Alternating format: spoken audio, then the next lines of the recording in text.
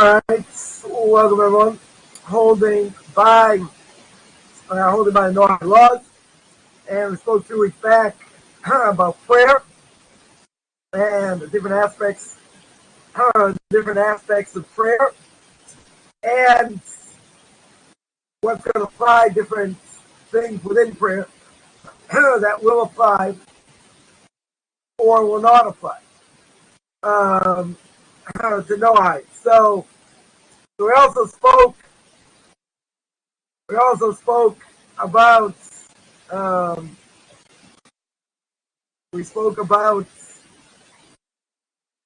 blessings, and which blessings seem to apply or not, and the fact that they are preferable to use the text of the blessings that were established by Ezra and the men of the Great Assembly, i.e. the Anshe Knesset HaGedolah, as they are known. And now we're going to see each of the blessings, how they are applied, and the laws of these blessings and how they apply. As we said, blessings that praise God, don't necessarily only apply to Jews. They can certainly, also apply to non-Jews. But there are certain things that non-Jews can't do, right? They can't say, which, there will be adjustments, as we're going to see. So now, blessings over food and drink. There's an obligation to make a blessing before a person eats or drinks. So a person ate bread. Bread was considered the staff of life. So bread usually has 2 parts. 2 parts, the main meal and the after meal.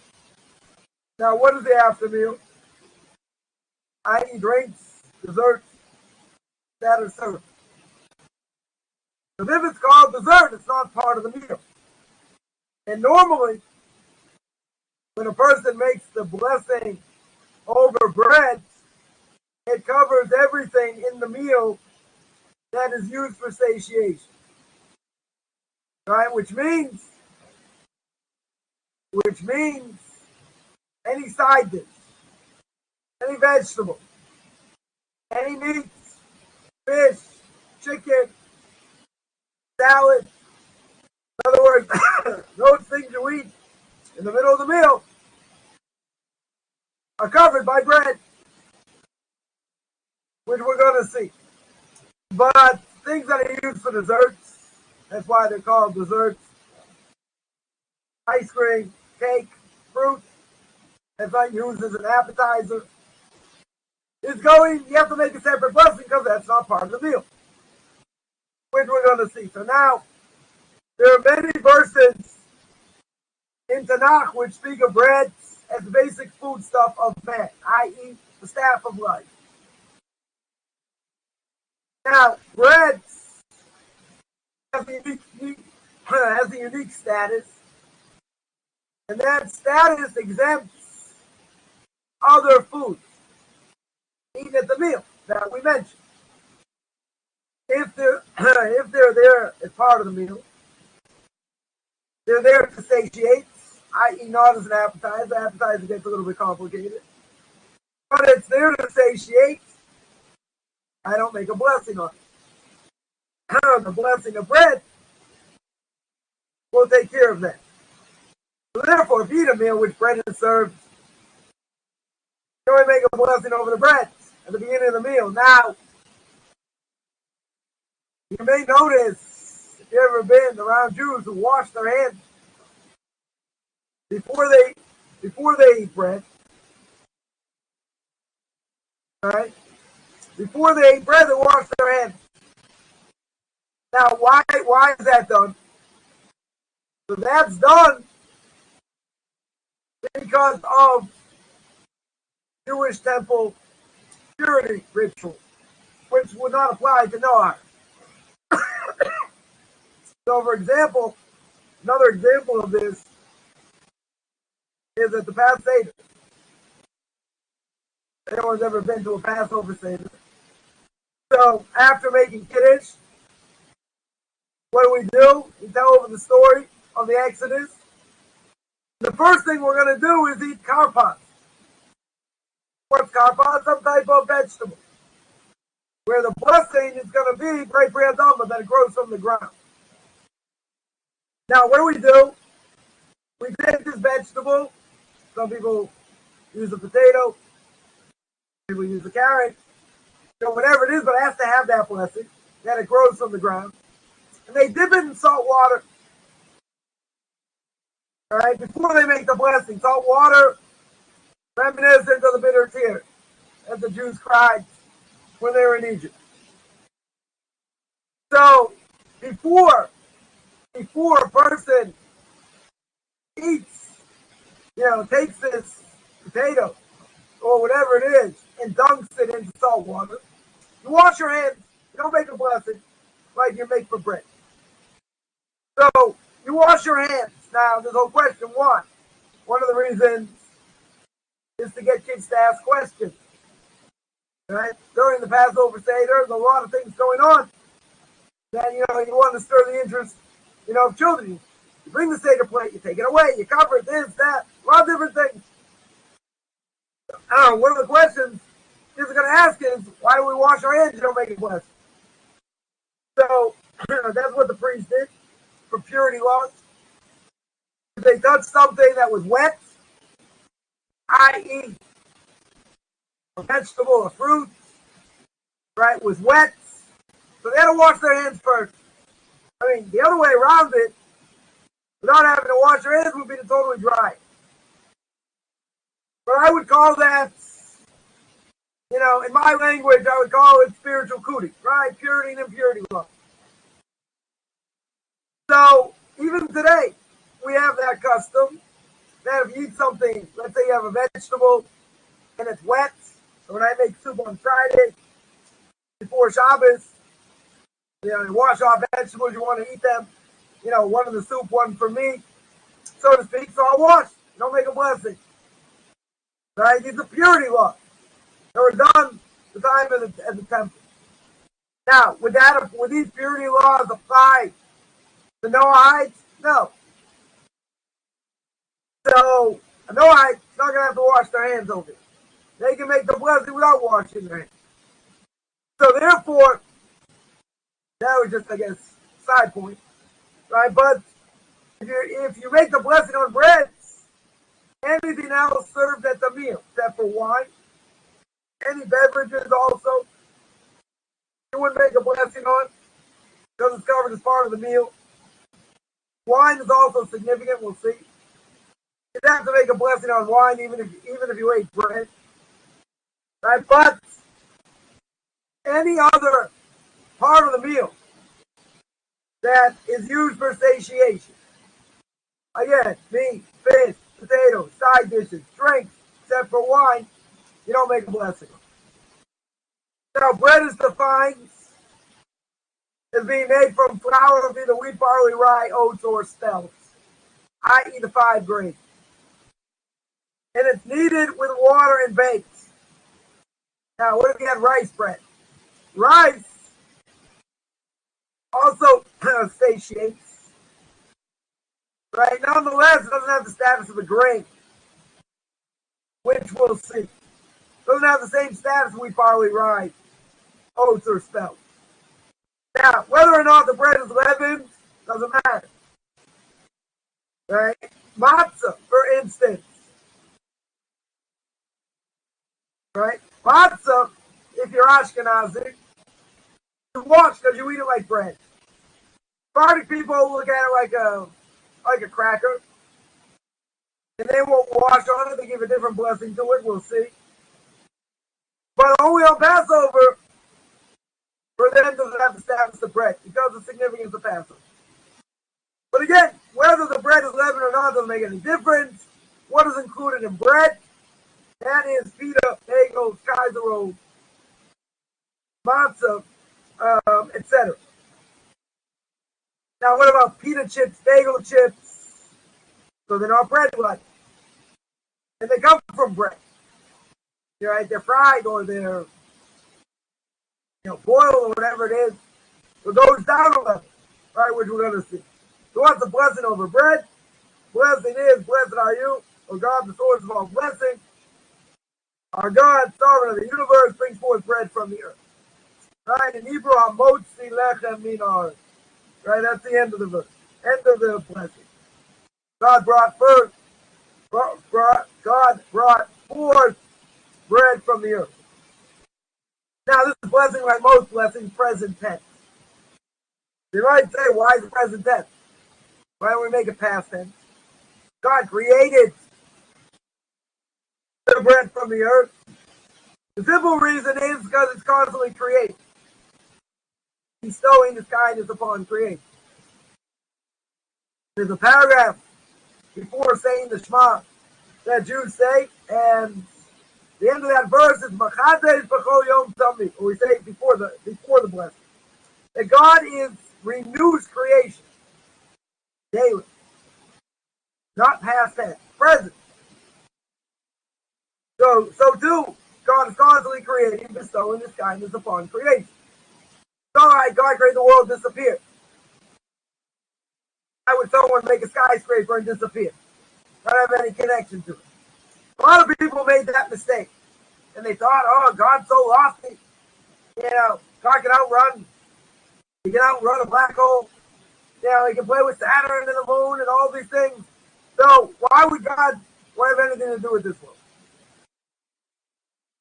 Maybe he wouldn't. Because he's too lofty. He's busy doing things. That's a major mistake. We have a personal relationship. Obviously, we don't need intermediaries. So we can pray to him. We have a connection to him. So to speak. By keeping his commandments, by doing his mitzvahs. And God has a connection to us. See, if he passed the buck, so to speak, you believe in JC, you don't have to do anything. Here it's about action, about what I do, about what I think, in general. So God is constantly creating. So present tense, God has a connection to his creation. Now the after meal desserts, as we mentioned, an after meal drink such as coffee, tea, or a digestive are not included as part of the main meal.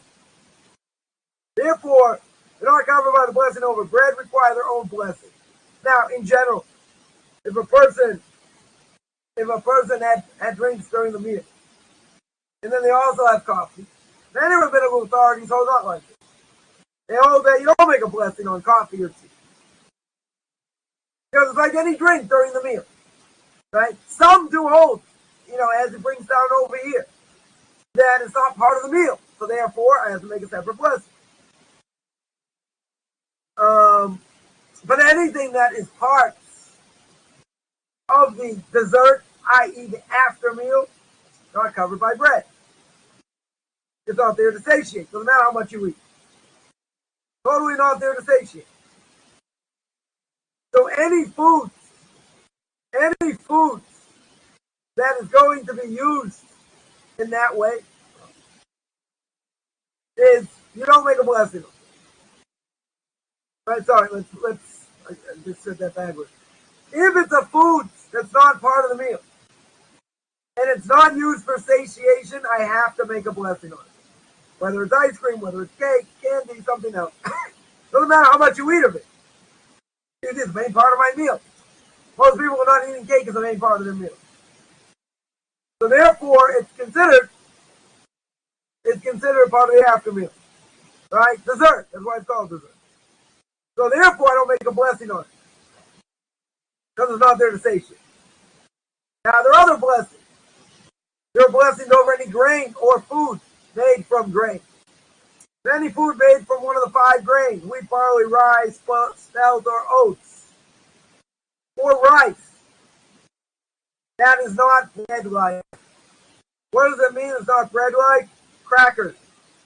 Right? Small crackers, saltines, etc. They're not bread-like. Pasta is not bread-like. It'll be something bread-like. So what's the blessing? Blessed are you, God, the source of all blessing, our God, sovereign in the universe, who creates many species of sustenance. And that you're going to make a blessing on crackers, pasta, Pop-Tarts, cereals, right, where the wheat is used. Let's say the wheat flour, oat flour is used in a significant way. Why do I say in a significant way? Because there's wheat flour or oat flour that can act as a binder. Let's say a person makes meatballs. What do you use for a meatball? Breadcrumbs? Matzah meal? Now, what's the breadcrumbs or matzah meal being used for?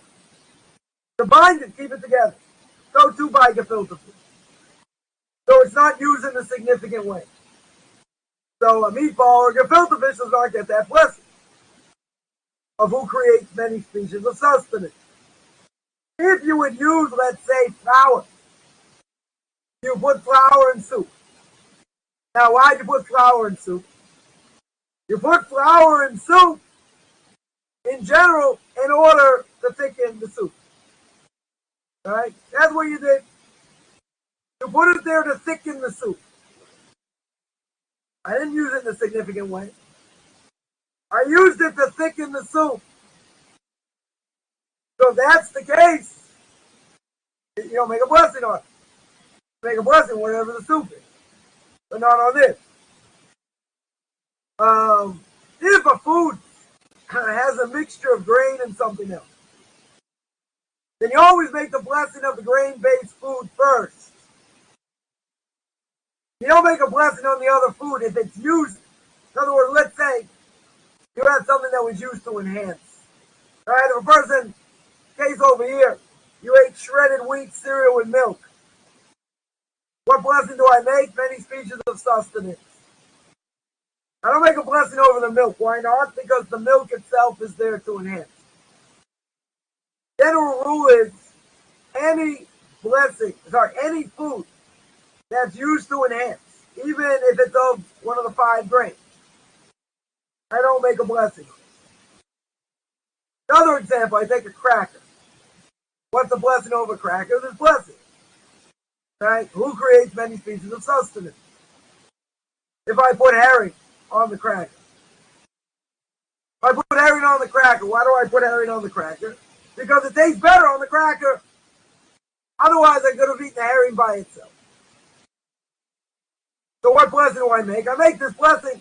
I don't make a separate blessing on the herring. If I put the herring on the cracker, but I like both equally. Right? If I like both equally, then I have to make 2 separate blessings. But anytime something else is used to enhance, let's say I had bread. I made a sandwich. And I made a tuna sandwich. In the sandwich, I have vegetables. With the tuna on the bread. The tuna, the bread, the tuna, the vegetables, whatever I put on the bread, peanut butter and jelly, cheese, whatever it is, it's there to enhance. I don't make a separate blessing on it, bread covers it. Same thing by a cracker. Same thing by saltine. By anything. If it's there to enhance, I never make a blessing on it. If I like both equally, different issue. Now, what about wine? Including grape juice. So the Tanakh says that there's a praise of grape products in many places, which elevates wine as the most prominent of all beverages. So we have a special blessing. Blessed are you, God, the source of all blessing. Our God, sovereign of the universe, creates the fruit of the vine. Right? So grape juice or wine, if it's made from grapes, there's certain wine not made from grapes. Then we get a different blessing. But wine that's made from grapes, that's the blessing. Then we divide The Torah divides produce into two categories. Two botanical categories. And ground vegetation. Sorry, trees and ground vegetation. What do we define a tree? A tree is any plant whose stalk and branches go from season to season. All right, they continue from season to season. They don't die out. Ground vegetation is any plants whose stalk or branches wither back must regrow each season. So the Talmud goes into detail identifying ground vegetables. Here we're just going to mention the more common ones, but there are some that are that are an anomaly. Papaya, let's say, passion fruit, so kind of hard to classify exactly what they are. So then we have other criteria. To define what they are. So, fruit of the tree, blessing is, blessed are you, God, sovereign in the universe, creates the fruit of the tree. Now, what blessing is that for? Apples, oranges, pears, plums, peaches, nectarines, etc. Things that grow, on a tree. Now, what about fruit of the ground? Blessing is God's source of all blessing, our God, sovereign in the universe, who creates fruit of the earth. Right? Those are vegetables.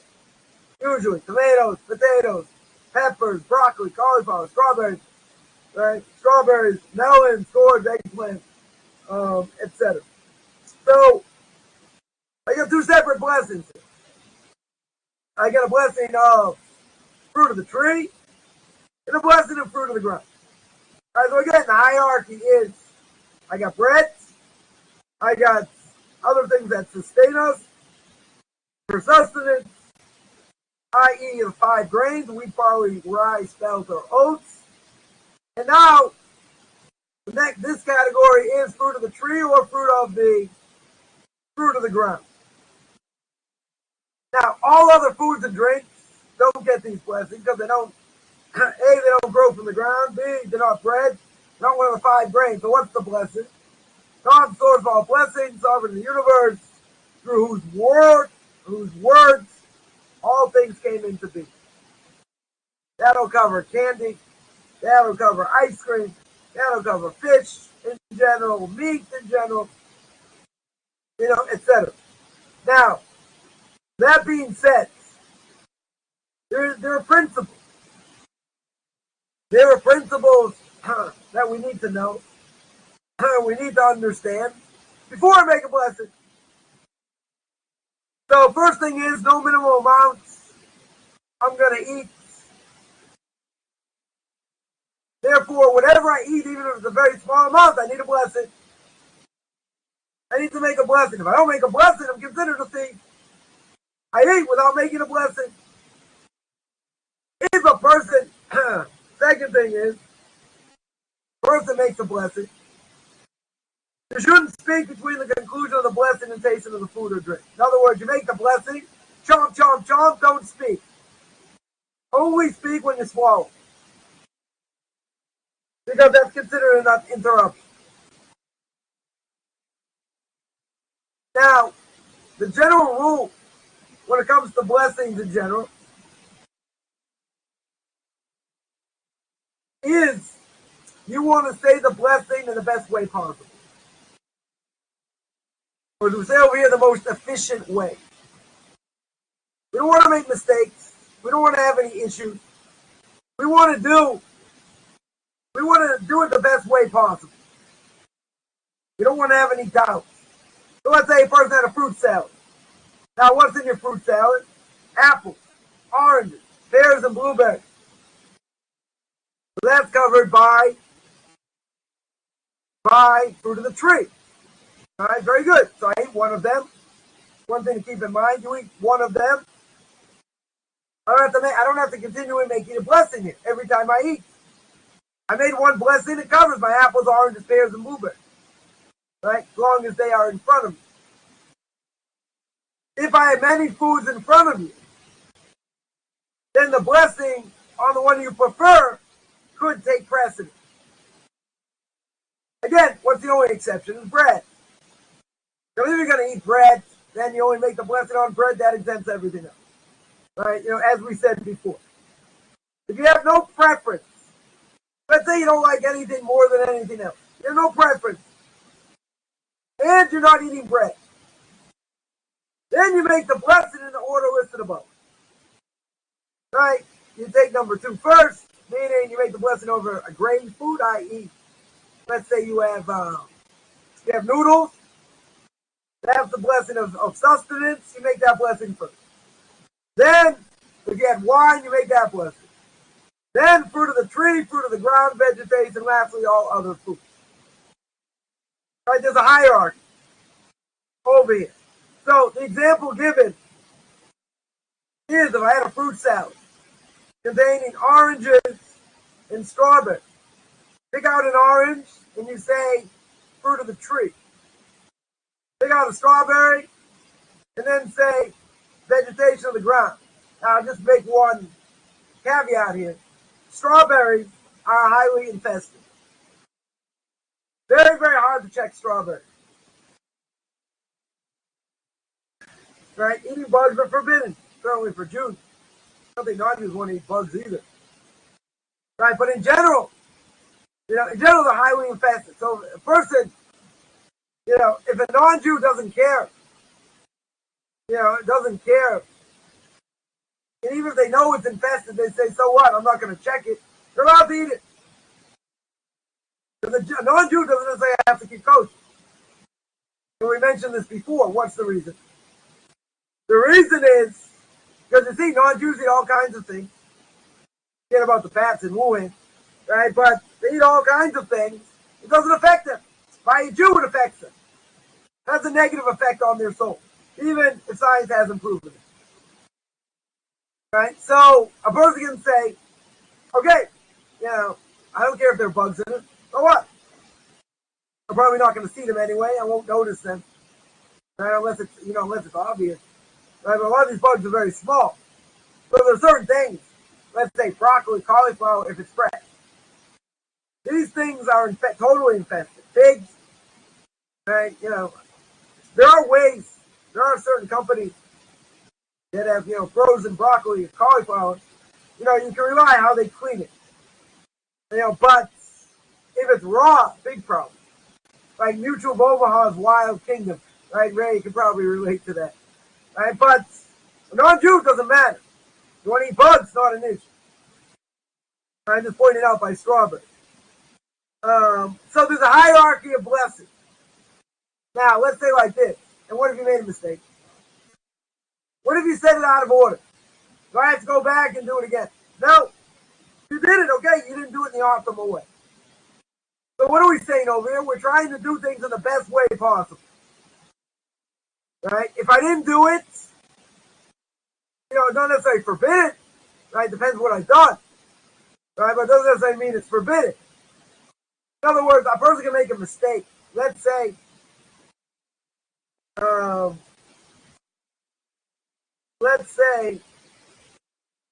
they took a strawberry. They made the blessing of the fruit of the tree instead of fruit of the ground. Now, or let's say better. We'll get a better example. Let's say an apple. Right? An apple is fruit of the tree. But what if I made the wrong blessing? What if I made fruit of the ground? What happens? Is my statement true? My statement is true. Why is my statement true? Because an apple grows on the ground. But if that statement wasn't true, then I have to go back and make a new blessing. That would be the wrong blessing, the blessing in there. Right? But, you're going to say, so let me fix it up. Let me say it the best way possible. Can't do that, because we don't say God's name for no reason. Right? Even if that doesn't, if it may not apply to a non-Jew. We know one of the 10 Commandments, not taking God's name in vain. One of them, is making a blessing I didn't need to make. So a person will say, so do it. Let me fix it up. You can't fix it up. It's done. You fulfill your obligation. I didn't do it in the best way possible. All right, too bad. You got a C minus.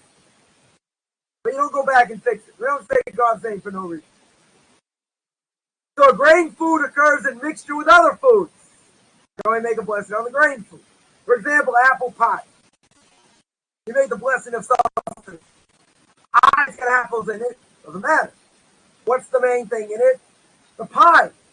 The apples are there to enhance. Remember, anything ever used to enhance another food, you don't make a blessing on it. Because it's not significant. It's not used. It's subservient over here. Also, it's better to make a blessing over a whole food item rather than partial one. All right, that would make sense as well. Because it shows it's more important. See, already, if one had a half an apple and a whole apple, what blessing do you make? You make it on the whole apple. If I made it on a half apple, I don't go back and make a new blessing on the whole apple. Okay, I did it. I didn't do it the optimal way, but I did it. So again, we want to do things the best way possible. The person should also hold the food or drink in their hand or on a fork, because again, it shows importance. Something you add as a spice or a flavor. You don't make a blessing on it. Person had French fries. You put ketchup on it. Spices on it. Spices, you don't make a separate blessing, because it's there to enhance. If a food contains a number of ingredients, where one is primary, the other is secondary. Right? You only make the blessing of primary. Again, what's an example here? I make a blessing on sustenance on the noodles and lasagna. But if a person was eating beef stew, right? Beef stew that has very tiny pieces of vegetable, but it's got big chunks of meat. What's significant over here? The meats. The vegetables are secondary. So what blessing do I make? I make over the meat. Right? I make that blessing. Through whose word all things come into being. That would be over meat. That's more significant. Over it. Now it depends how it's made also. Any food normally requiring a special blessing. Any of these blessings we mentioned before. That has been completely liquefied. Right? I don't think liquefied is a word. It's completely liquefied. Right? It's totally a liquid over here. And that vegetable, whatever, is unrecognizable. Right? That's going to get number 6 over here. Unrecognizable. Through which all things came into being. Because you don't recognize it. If you're not sure, ask someone, what does this look like? If a person, which is probably not going to happen over here, but let's say someone's eating baby food. Eating baby food, it's got, it's peas all mashed up. When you look at it, can you tell it's peas? No. Or applesauce, even better. Commercialized applesauce. Does it have apples in it? Chunks of apples? No. If it's homemade, it would. But if it's not homemade, and it's commercialized, right? So you get that same blessing. Blessing number 6 over here. Because you don't recognize anything in it. You don't recognize apples in it. If you're not sure, right? Let's say 100% you're not sure what the blessing is. Technically, you can say number 6, i.e., through whose word all things came into being, I fulfill my obligation there. Right? That really gets you out of a pinch if you're not sure what to do. Right? And, you can't get to Rabbi Dr. Google, or Rabbi Dr. Google doesn't come up with the right answer. Right? So therefore, if you're stuck, that's what you would do. Now, after blessing, we're on after blessing here. So you have to make an after blessing also. Because you make the first blessing, there's your benefit. Right? You also have to thank God for having partaken in this benefit. So it's a greater expression of thanks. So we mentioned before that there's a blessing after meals that Abraham taught the non-Jews. What was that blessing? Blessed is the God of the universe, of whose bounty we have eaten. That blessing should be said any time you've eaten something, any amount, you feel satisfied. Right now, this is going to be different between Jews and non-Jews. The most after blessings is unique to Jews. It has to do with inheriting the land, and other things. But the Medrash says that the existence of these blessings, is going to trump any of the Jewish after blessings by Noah. So Noah don't have to make a general after blessing. Because a lot of these, if you look at the after blessing of grace after meal, it talks about inheriting the land. Right? It talks about, Jews being buried, finally being buried after the destruction of the temple. Right? There are different things that don't apply to non-Jews. So we have a general after blessing over it. It can be enhanced with the addition of psalms, other specifically composed texts. Right? It can be added also before the blessing. What about aroma? Definitely different types of aroma. Do I make an after blessing of aroma? No. Before blessing, I have to because I'm getting benefit. I'm enjoying the smell. Again, if I'm in a pinch, I don't know which one to say. Again, I go back to blessing number 6. Right? Right, and that would be whose word all things came into being. Again, if I get stuck, that'll be the blessing on just about anything. On smelling spices, cloves, cinnamon, nutmeg, any natural incense. You say, blessed are you, God, sovereign of the universe, to create species of spices. So again, you're getting benefit. Okay, what about smelling fragrant trees? Same thing. That you would make a blessing over the trees of the fruit. Right? You make the blessing, blessed are you, Lord our God, sovereign of the universe, who creates fragrant trees. Smelling fragrant grasses, herbs, flowers. Same definition we used above for ground vegetation. Blessing would be used when you're smelling, let's say, lemongrass, tulips, orchids. Blessed are you, Lord our God, sovereign of the universe, creates fragrant grasses and fragrant fruits. Blessed are you, Lord our God, sovereign of the universe, who gives good fragrance to fruits.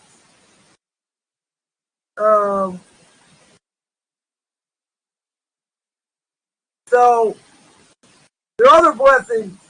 Also, just sort of finishes up, and then I'll take questions. Different praises and gratitude. Right? So blessing, let's say thunder. Person sees thunder or a rainbow. You don't say it every time you see it. It's once a rainstorm. Right? In order to say it's why, sky would have to clear completely. Another storm roll in. A person travel to a place where there's another storm. But usually you make it once. The blessing is, blessed are you, Lord our God, sovereign of the universe, fashioned the work of creation. Also, when you see exceptionally impressive natural phenomena, such as giant mountains, shooting stars, great rivers. But again, when would I do that? Only once in 30 days. Even if I see it every day, I don't make a blessing on it. Only once in 30 days. And then we'll see. They're going to discuss further. You hear thunder. What's the blessing? Blessed are you, Lord our God, sovereign of the universe, whose power and might fills the world. See a rainbow? And God promised never to destroy the world again after the flood of Noah. So he recites, following blessing upon seeing a rainbow. Again, you only recite it when you see both ends of the bow in the sky. Which is, blessed are you, Lord our God, sovereign of the universe, who remembers the covenant, faithful to his covenant, who fulfills his word. Upon seeing the ocean, here we're talking about the Mediterranean Sea. Blessing, and many of the following only said after, again, 30 days of elapsed. And this is why do we do that? Preserve freshness and impact of the blessing. That's the main reason. If you do it every day, it loses significance. If a person sees the ocean, makes the blessing, 15 days later, sees the ocean again, he doesn't recite the blessing second time. You gotta wait. Right? He only says another blessing if 30 days have passed. The blessing is, blessed are you, Lord our God, sovereign of the universe, who makes the great sea, i.e. that's the many to make. Unseen things of unsurpassed beauty. Again, 30-day rule is going to apply. Exceptionally beautiful people, landscape, and other such creations. Blessed are you, Lord our God, sovereign of the universe, who is such in his world. Well, something to the strength. Again, 30-day rule is going to apply. Right? You see, animals are people that are strangers to form. Now, obviously, not gonna, if you see them, you're not going to say in front of their face. It's kind of going to, defeat the purpose here. But you would say, blessed are you, Lord our God, sovereign of the universe, with various forms of this creation. Now, there's a blessing upon seeing fruit trees in bloom. That's in the month of Nisan. That's a month coming up in a couple weeks. You always say it once a year in the spring. And on flowering fruit trees. And the blessing is, blessed are you, Lord our God, sovereign of the universe, in this world lacking nothing, created good creatures and trees for benefit of man. You see, a outstanding Torah Scholar. Now, those here we're talking about Torah giants of the generation. So, they probably, if you think over here, less than 10 people in the world that you make that blessing for, which is probably true. We don't have any, we don't have too many more, Torah giants, around. One of them just, passed away on Friday. He was buried today, Rabbi Chaim Coffman, blessed memory. And again, the 30-day rule would also apply. Blessed are you, Lord our God, sovereign of the universe, portion of wisdom to those who hear it. Now, what about an extraordinary secular scholar? Now, that would also be reserved for very few people. This is maybe, let's say, maybe you see Albert Einstein, Isaac Newton of the world. Someone you mentioned there, interesting. One leading rabbi said it when he met Stephen Hawking. Okay. At least one authority, though, holds that it may be said even for a Nobel Prize winner. But 30-day rule is going to apply as well. Blessed are you, Lord our God, sovereign of the universe, in the wisdom, flesh and blood. Upon seeing a Gentile king. So, in order to have this blessing, the ruler has to rule lawfully, cannot be overruled. He's got absolute power. Right? He's got to be a real king. He has absolute power of life and death. Today we don't have that. No heads of state have that qualification. So therefore we recite an altered form of the blessing, and we omit the reference to God's kingship. Again, you only say it once in 30 days. Blessed is he who gives glory to flesh and blood. If you see someone the first time and recovered from a mortal illness, blessed the merciful one, sovereign of the universe, giving you to us and not to the dust. If you hear good news, benefits a person and others as well, you say, blessed are you, O God, sovereign of the universe, who is good and does good. And bad news, such as death of a person or news of a calamity or a plague, blessed is the true judge. Right? Someone dies, so they have an obligation to mourn for. Right? Father, mother, sister, brother, or God forbid, a child or a spouse. Right? That's the blessing you make before the person's dead. Right? Blessed is the true judge. The person had a miracle. Right? A person, they believe they benefited from a miracle. Then you recite the following blessing each time you're in that place. Again, only once in 30 days. If you go more than once, regular every 30 days, presence of experience again, it's going to it's going to wear off. So the blessing is, blessed are you, Lord our God, sovereign of the universe, perform the miracle for me in this place. If a person had a miracle, they skidded off the road and went into a trench or went into the water and survived, and every time you go past that place, you make that blessing. But again, like any other blessing, of these type of blessings, of once in 30 days. But otherwise, the freshness goes away. So those are the general, more specific blessings over food and drink, and over aromas, praise and gratitude, in the ocean, rainbows, thunder, all these different things. So let me see if there are any questions here. Someone asks, is it safe to assume that wheat tortilla gets the gets the bread blessing since they are used like bread? Now, not everyone would agree with that. Some would say even if it's made out of wheat, you say Mizonim. Right? Even if you have vegetables or whatever, you say Mizonim. You say the blessing for sustenance. There are rabbinical authorities who that would be true, that you would make the bread blessing over. The only problem is that a wrap, let's say, a wrap is not bread-like. So those rabbinical authorities would say, since it's not bread-like, I can't make the blessing over bread. There are rabbinical authorities who hold you can't do such a thing. Grapes by themselves get the blessing of fruit of the vine or fruit of the ground. Neither. They get the blessing of fruit of the tree. The vine, it's the way the grapes are, they are above the ground, even though, they may be in a vine. So we make the blessing fruit of the tree. If you made the blessing fruit of the vine over grapes, it's still a true statement. You don't have to say new blessing. It's still a true statement because it does grow in a vine. All right, but the rabbis tell us,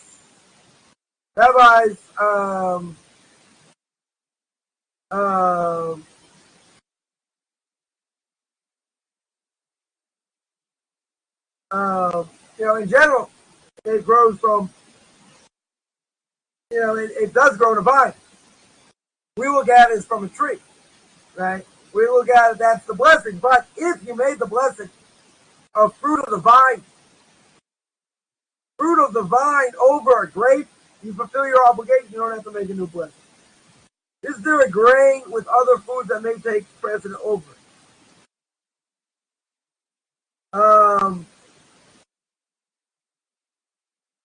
Normally, grains always come first. Let's say you had a stew, and in that stew, you eat everything in one spoonful. So let's say you had meat, potatoes, barley.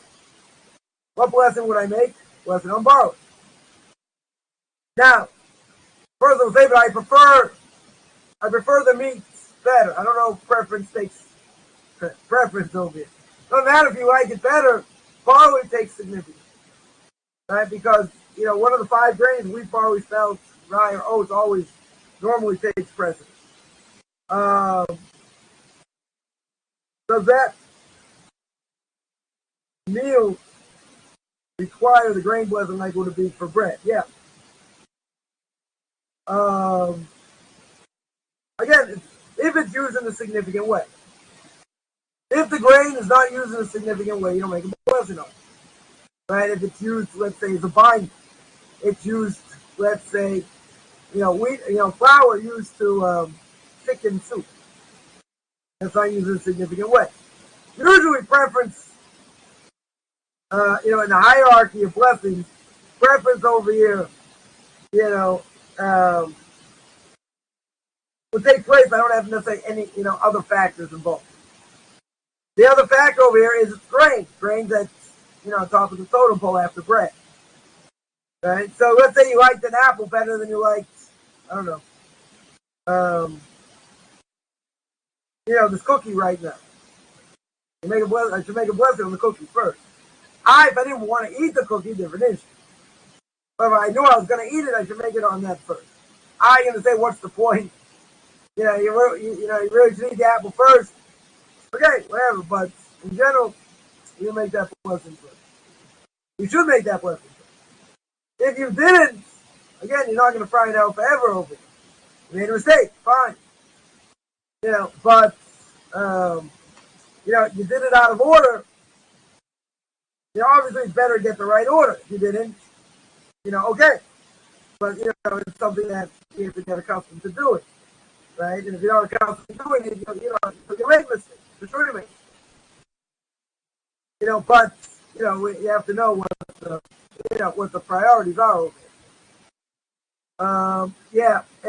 So any other questions on any of that? Blessings, different types of blessings, foods, aromas, praise, gratitude. Yeah, any questions on any of that?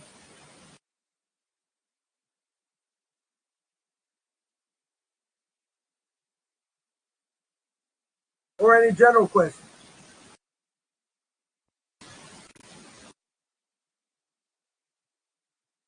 The one thing to keep in mind, if a person is going to do this, you have practice. You just have to know these general rules, etc. And, obviously the more a person is accustomed to doing it, and the more, the easier it'll be. But, the most important thing, I think, is to get down the general rules. And then once you get down the general rules, then it's easier to put these things, back into perspective, i.e., to make the right blessing. Because if you're not accustomed to doing it, then yeah, you'll make mistakes. But it's even more important than the blessing itself is to understand where it comes from. Is to understand what's behind it. Because if you understand what's behind it, then it's easier to understand what I have to do and how to do it. Does that mean you're not going to make mistakes? No, you'll make mistakes. But if the mistakes are not significant, I don't have to make new blessings. What's the reason? Because, again, a person can make a statement that's true. And if I make a statement that's true, even though it's the wrong thing, I still fulfill my obligation. I didn't do it the optimal way, okay? That's fine. But, you get a C minus. You get a C minus for doing it. We have to know what to do. And the only way, again, to know what to do, is to know. Is to go through it, to review, to do it. Right? And the more you do it, the more accustomed you are. And then it'll be like second nature. Sometimes you might have to look up things, you don't remember. Okay. All right, but if you're doing it like in second nature, then you shouldn't have an issue. Yeah. Any other questions?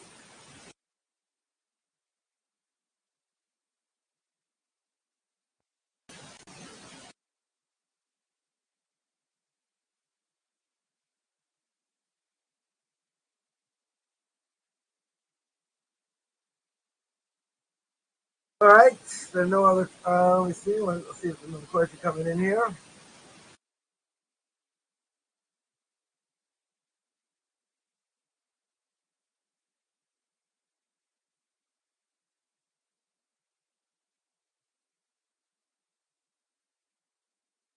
All right. No other questions. You can send me an email if you have any other questions. Just we'll pick this up. Next week. Otherwise, I'm going to sign out. Wish everyone a good middle of the day, almost end of the day for me. And everyone have a great week.